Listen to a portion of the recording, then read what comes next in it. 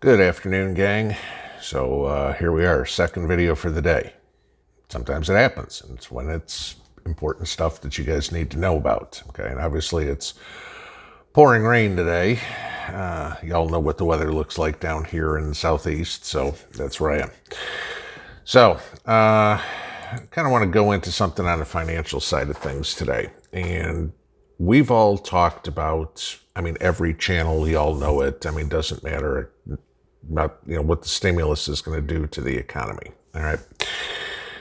Here's what's a little bit more worrisome.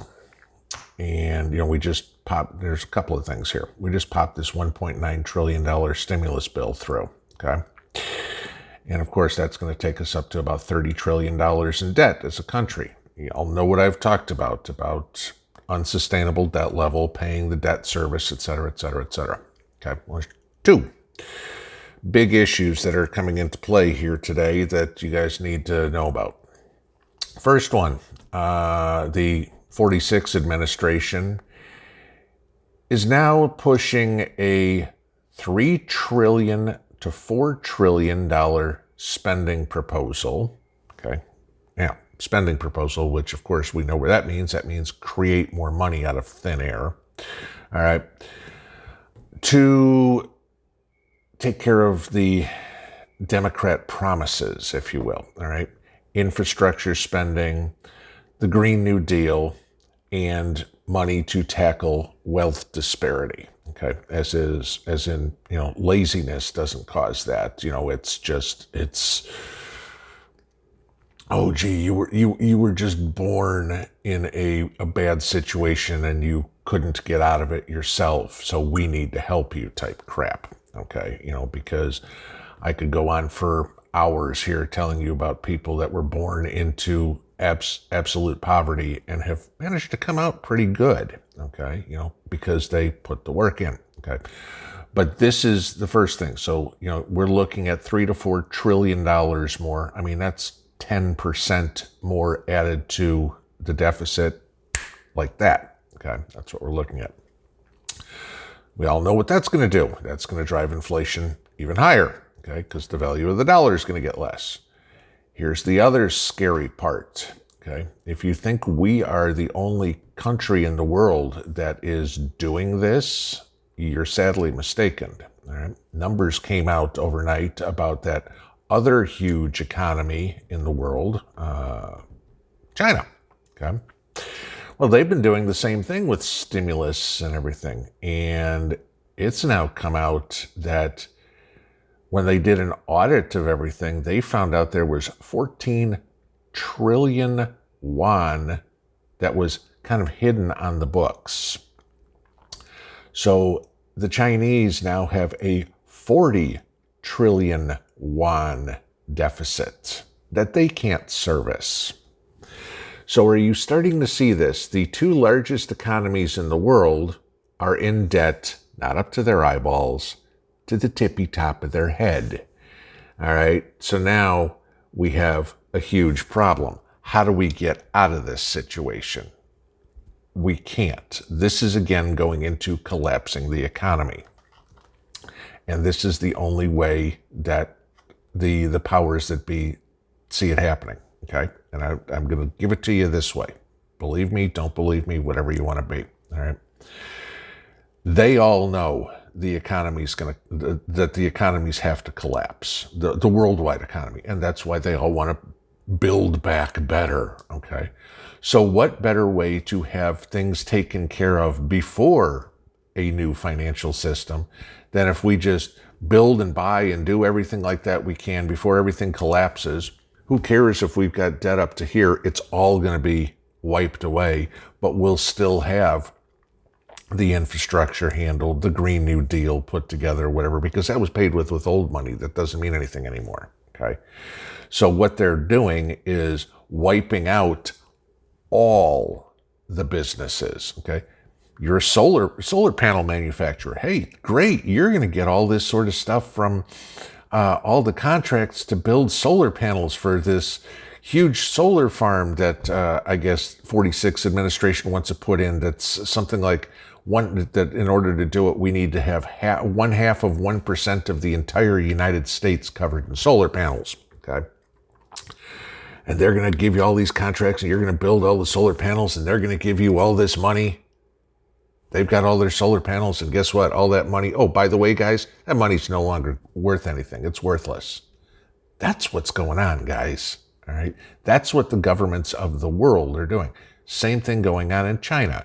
China's doing all these infrastructure projects. And all of a sudden, when they found this 14 trillion yuan disparity, it's like, whoa, we need to slow down on some of these projects. We can't afford it. Well, those are the sane people talking, because the insane ones, the WEF ones, are saying, keep building, keep building, keep building. This is what we want to do.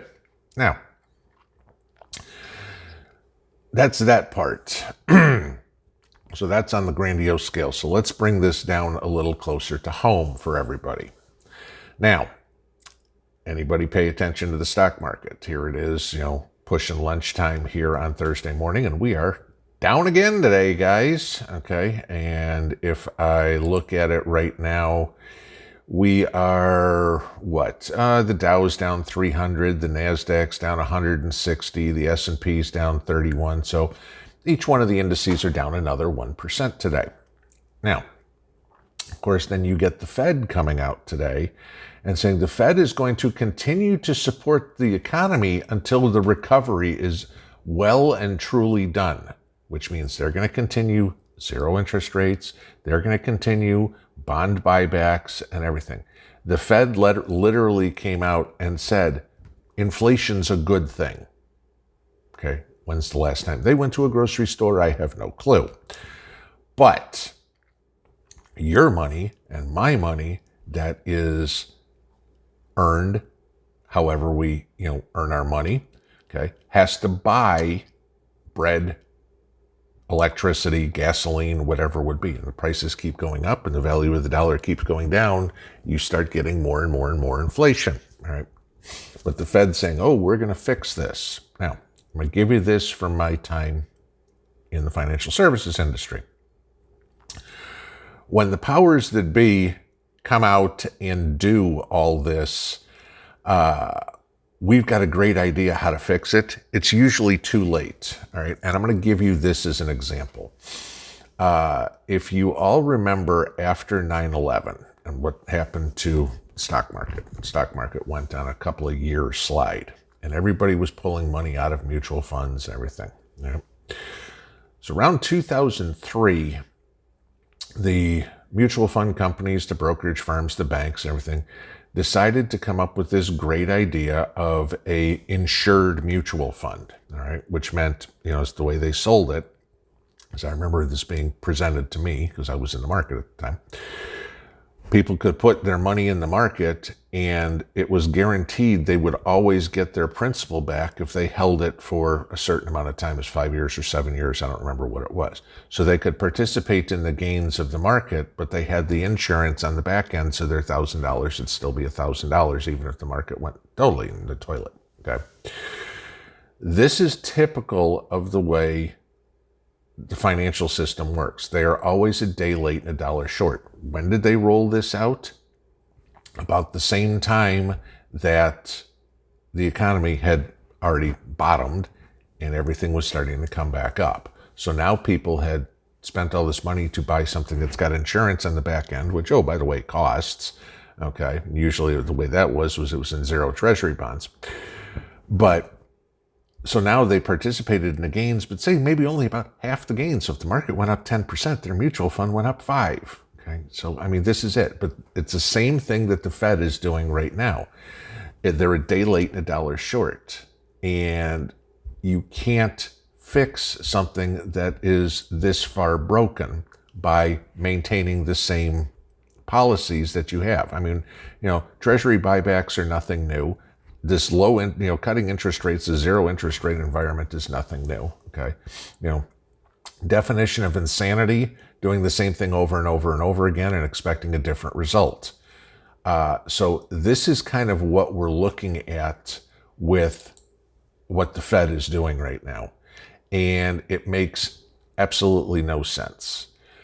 What I'm telling you guys, and I've said it many times, I'm not going to give you financial advice, but you better be watching that market real quick if you've got money in it, okay? Because nobody can tell you when it's going to be or where it's going to be, but I've told you about the PE of the market.